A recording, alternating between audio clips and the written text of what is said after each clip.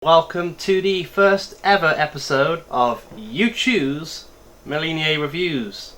You being you and Moulinie being me. First episode of what I hope will grow to be a long-running series depending on your reactions and your suggestions. Today's first ever film reviewed under this format is the Human Centipede 2, and that was suggested by Sam Brown. So thanks Sam Brown, and by thanks Sam Brown I really mean thanks mate, thanks a lot. Right, first things first, I want to get one thing out of the way. I want to make one thing very clear. I may come across quite often as a pretentious sort of I know more about film than you do. But in reality, I like exploitation films. I like B-movie films. I like all films under the spectrum. My favourite trilogy of all time is the Evil Dead trilogy. So I'm no stranger to exploitation, I'm no stranger to B-movies, but I have to say I hated the first Human Centipede.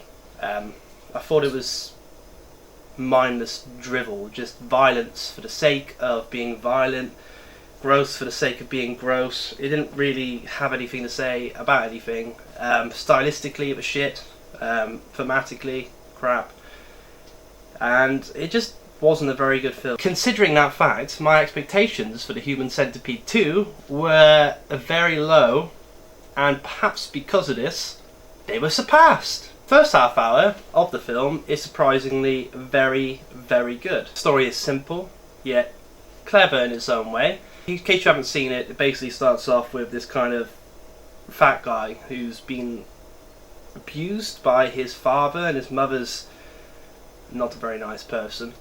He watches too much of the Human Centipede, which actually in the sequel exists as a film. Influenced by watching the film, and he then decides to create his own centipede, but he's not going to use 3 pieces because this is a sequel.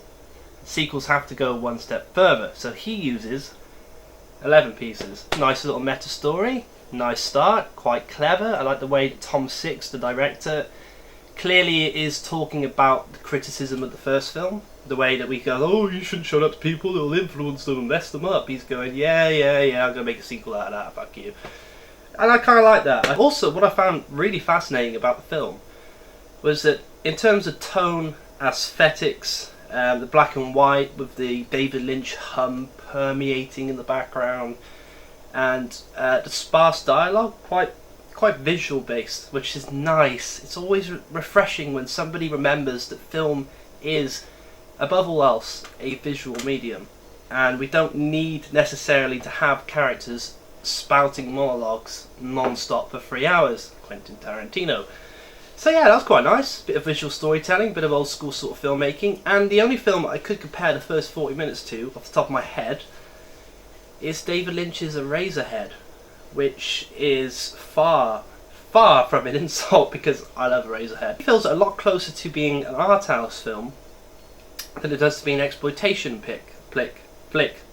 exploitation flick. First 40 minutes of the film feels more like an art house flick than an exploitation flick, and also for me personally, the idea of a character being influenced by the media around him to an isolation and social issues that causes him to become a monster, it's actually stripped away beat for beat the plot of my first screenplay that I've written. So for me to say it's crap would be pretty hypocritical of me. First 40 minutes you've got a pretty solid, pretty clever, pretty self-referential, self-aware piece of art house cinema, and then it all goes wrong. The last half an hour of the film is basically a more botched and a more hardcore version of the original, which is weird because it's like Tom Six went, okay, I didn't really like my original film, so I'm going to make something a bit more intelligent, a bit more real, a bit more artistic. And then he kind of got to the 40-minute mark where, you know what this needs? People shitting in each other's mouths. We haven't got enough close-ups of people crapping in each other's mouths. That's what people came to see. And that's pretty much what you get. Last half an hour is the first Human Centipede movie, told again, with 11 pieces instead of 3, gone on for half an hour, which is way longer than anyone needs to spend with this centipede. It's the sort of thing that you should end the film on, if you ask me. It's the sort of film that you should reveal the centipede at the end. You don't need half an hour of the centipede. It's just gross. The equivalent to, you go out for a night on the town with your buddy who you know is outspoken and you know is controversial, and you spend most nights trying to pick him out of fights, right? But for that night, he's not causing any trouble. He's being really cool. He's respecting people. He's shaking hands. He's being a cool guy. And you think, maybe tonight is the night where things don't go balls up. And then right at the end of the night, he punches the biggest guy in the room in the face as hard as he can and causes a ruckus. That's kind of how I felt about the Human Centipede 2. Great up until the 40th minute or so. And it took everything that it had built to, curled into a little ball and just kicked it into a river, which luckily the first 40 minutes were good enough not to completely undo all of that. And I'm not one of these sad people who watches a 90-minute film, doesn't like 20 minutes of the 90 minutes, so decides the whole film is terrible. I don't think it completely destroyed what came before it. I just think it kind of slightly dampens it. Really inexcusable, because it's like the director had the intelligence to know that the first film sucked, and he spends a lot of this film fixing the problems of the first film. And it's like at the end he kind of forgets what he's doing and just goes, fuck it, I'm going to just show you the first film again. I don't know whether that was part of the joke, whether that was sort of what he was trying to do. I don't... It's really hard to tell. In terms of marketing, I find this film fascinating because you've got basically two films in one. First half is, like I said, a slow-moving, quite clever art house film.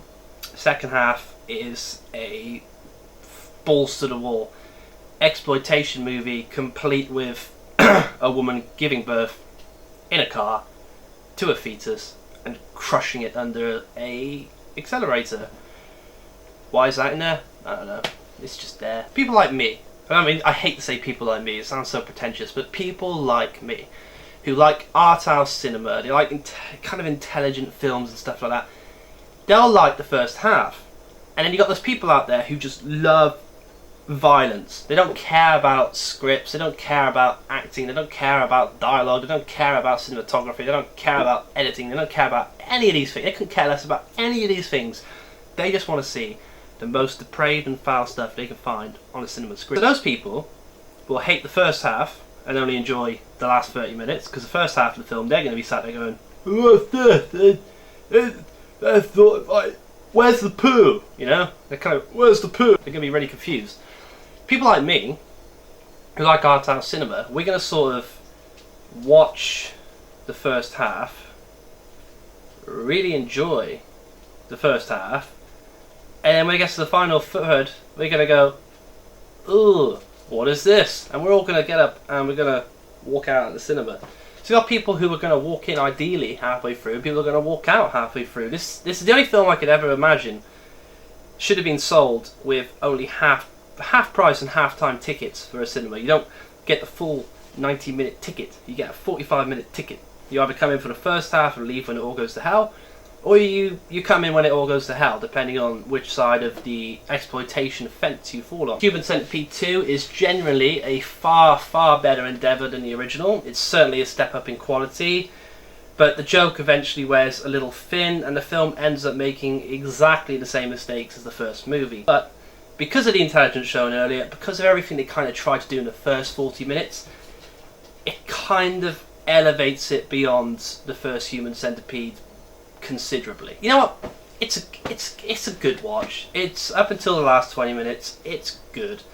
So my final rating is a quite solid 3.5 out of 5. A pretty good. So I hope you enjoyed the review. I hope you enjoyed the show. I hope you'll give me suggestions for more videos in future. And I'd like to thank Sam Brown for being the first person to suggest a movie. So thanks Sam Brown, thanks everybody else. I will see you next time.